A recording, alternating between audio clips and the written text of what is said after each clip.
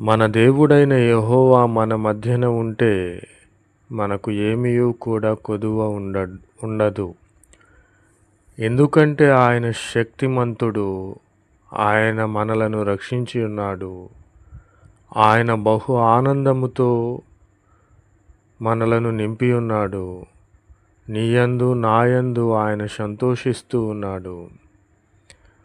నీయందు తనకున్న ప్రేమను బట్టి శాంతము వహించి నా యందలి సంతోషము చేత ఆయన హర్షించుచున్నాడు, అతిశయపడుచున్నాడు, ఆనందించుచున్నాడు.